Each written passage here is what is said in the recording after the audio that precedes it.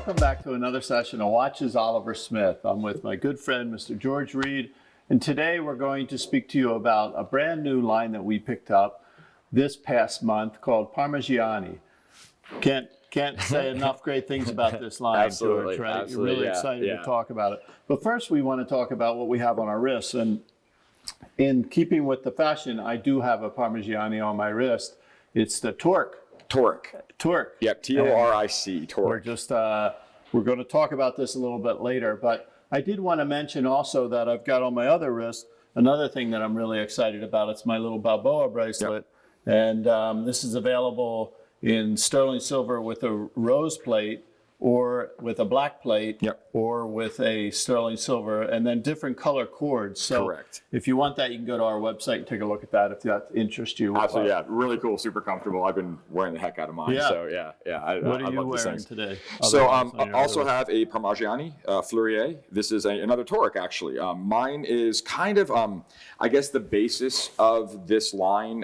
It's kind of why I picked it. It was one of Michel's earliest designs. It was one that really put him on the map. And this is just the newest iteration of that. So mine's just the simple three-hander, where Oliver's here is a lot more complicated. Yeah, this is neat. This has a retrograde date on it, correct, right? Correct, yes. So you'd have to stay up one night a month late in order to see that baby to see that little slap back. Yep. So we'll show you that too. But anyway, tell us what you've got to look at today and what's so great about Parmigiani. So I think Parmigiani Fleurier is probably the finest brand you probably haven't heard of. Michel Parmigiani kind of cut his teeth at Patek and quickly discovered that he had this absolute love for restoration. And guys who are into restoration are kind of a different breed. It's like you have watchmakers, and you have a guy who can regulate a watch, then you have these guys who are into restoration. These guys tell a story and bring these ancient watches or timekeeping devices back to life like nobody else can. Yeah, he's got the really cool piece on his website that you can look at. The gun that you can see, with the bird that pops so out. Cool. The songbird. So cool, yeah. So he did all things mechanical, the automatons, all that kind of stuff. Yeah. Super cool. And he's taken that passion all the way into his watch line. But and he made watches for a lot of other people in the beginning, right? Well, and still does. Right. That's really what's kind of neat about the Parmigiani Watch Group as a manufacturer. Little known fact: to be considered an in-house manufacturer, all you have to manufacture are the 5 base plates of the movement, and then you're considered in-house. So Parmigiani kind of fills in those gaps and does everything else. They are the company that does your dials, that does your escapement, that makes your screws, cases, things of that nature. That talented firm, yeah. Absolutely. And I think as a corporate ethos, he wants every single one of his watches that he sells to be able to be restored 100 years from now. He has that same mentality in the watches he builds as well. And here we have some amazing examples of the stuff he's kind of known for nowadays. You have 4 pieces you want to take a deep dive into here. Correct, yeah. So he is one of those watchmakers, one of very few actually, I think, that really takes the feminine clients more seriously. Yeah, most of the time when a company makes a watch for ladies, it's just a smaller version of the guy's watch, or it's a quartz piece or something along those lines. Where Michel does things like this, where you have a solid gold piece, an aventurine dial, diamond bezel, and a fully in-house manufactured movement done by Parmigiani Fleurier. Parmigiani actually owns 5 companies.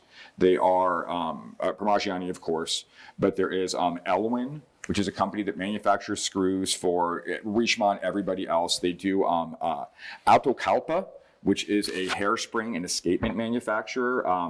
The only person who makes more hairsprings than Parmigiani would be Niverox, which is kind of unanimous or synonymous with that. They own Voscher manufacturer, who's kind of a hired gun company, probably best known for making a lot of the movements for Richard Mille. So in a weird way, you could say Richard Mille has a Parmigiani movement. Coming out of LAB, which is Les Artisans, and I'm going to mess this up here, forgive me, I need Veronique here, Boiteres, and they are the ones who make the cases. Little known fact, and it's kind of an NDC with these guys, but there are several really important companies that you know about. All the two name companies your PPs, your APs, your VCs. These are the guys who made a lot of those cases for a lot of those watches you've come to know and love. So it's kind of cool when you scratch the surface and you realize how this whole thing works. Yeah. So moving forward, this is their kind of oval piece. This was kind of reminiscent of a watch he restored. It took him like 18 months to restore it, and it's because of these hands. I'm hoping this camera can catch it. I'm going to kind of show you how this one works. The hands are telescopic. So as they go to the edge of the oval, they will contract and then expand up to reach the number at 12. This is absolutely amazing. Yeah, that is awesome. And here you have a hand-done enamel dial. You have a power reserve up top, date down bottom. But again, it's these movements. All hand finish, Coast de Genève, manual wind, just absolutely spectacular. Moving on to actually another one in our collection here. This is their split, which is a chronograph and a split time. It is a double. How much is this? How much is that one? This one here in rose gold, you're looking right around 55,000. Okay. So a lot of bang for the buck. This one here is a chronograph as well as a split, Rattrapant or dual chrono, but it is actually hand finished. Oh wow. Yeah, and it is 2 column wheel chronographs. It's a double column wheel chrono, which I've never seen anybody do. This is getting a little more expensive. You're up to about 135,000 on this one. Okay. But this was the big one they were pushing this year. This is the Tonda GT. This is their sport watch, and this is the first time they've done this sport watch for their own. This is a limited edition of 200 pieces. The kind of orange colorway gives it away, but you were looking at a chronograph and an annual calendar under 20,000. It's just a hair over 19,000 on that. This fluted outer ring is signature of his also, right? Kind of started with the Toric line, and you'll see it repeated a lot. That's hand done. There's one guy, he's got this kind of a grooved wheel, and he goes around and does it all by hand. It's absolutely amazing. Wow. Nobody's doing work like this. Yeah, that's neat. And they're available. You can get them. They make less than 5,000 watches a year, so you're into like a Lange Sohne territory with that as far as exclusivity What's his goes. historic design ethos? Like, where did it come from? I know there was some, we were studying that. Like a lot of classic design. Yeah. Michel, everything about these watches goes off the golden ratio. Okay. Which, if you're familiar with it, think of the Nautilus shell, that kind of spiral. And there's a golden ratio where it becomes absolutely perfect. You'll see it all over these watches. Primarily, you'll see it in the lugs here. You'll see it in the dial of this watch. It is this repeating perfection of design that Parmigiani really threw himself into, and does it with every single part of the watch. Hopefully this camera will get that one for you. Yeah.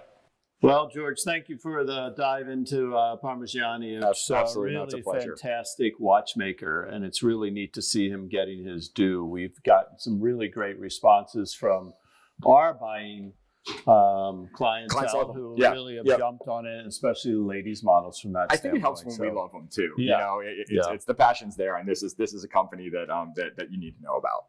So we'll look forward to speaking to you again soon. Next up is going to be a video on complications, and then down the road we're going to do another video on service. Yeah, absolutely, right? absolutely. They all need them eventually. You're really going to enjoy that one. So stay with us. Thank you very much. Thanks, guys.